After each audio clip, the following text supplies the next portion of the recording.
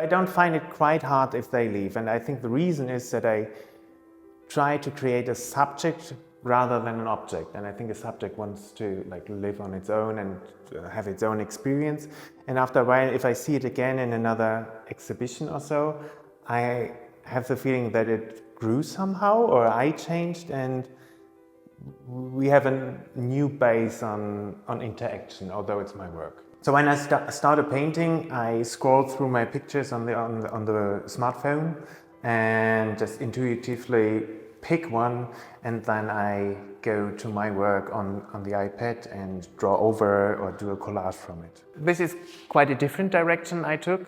This has no sketch and no photo, no collage, nothing prefacing it, so it just comes from me, a landscape I was inventing, so that's pretty new for me, and I just did it one time.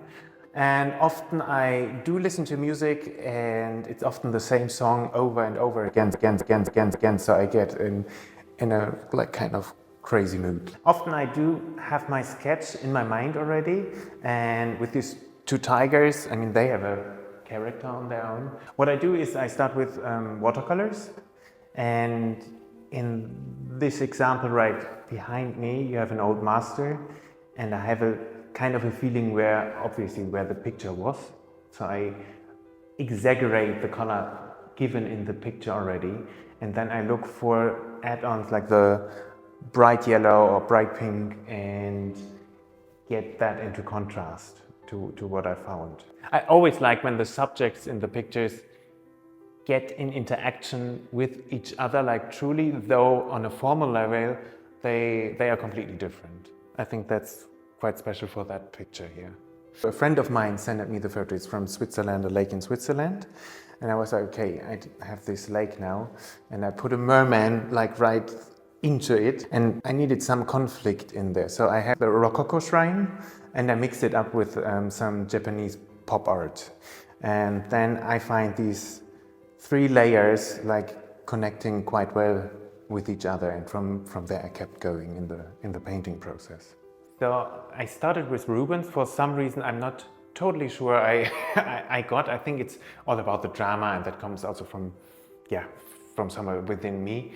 But when I was kind of finished with Baroque, I said, okay, what's coming next? And naturally it's Rococo, but it was not just going to a book and decide, okay, you have Baroque and then you go to Rococo. It also felt like all these specific drama from Baroque, it made sense to me that people went to Rococo, and therefore I started to quote on this century actually.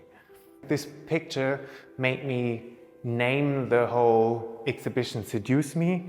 So I found that the viewer should not go in and say, okay, this picture seduces me, there's a figurine that seduces me. It's more the other way around. So I would like the viewer to come in and ask himself, how could I seduce the pictures? What do I need to bring in to be a bit more active, not this just passive standing there looking at all the colors and figures, but get a bit in the flair. The scenery is from the Bayerische Nationalmuseum, so it's a museum in Bavaria, and the figure comes from an influencer who dressed up as an anime character.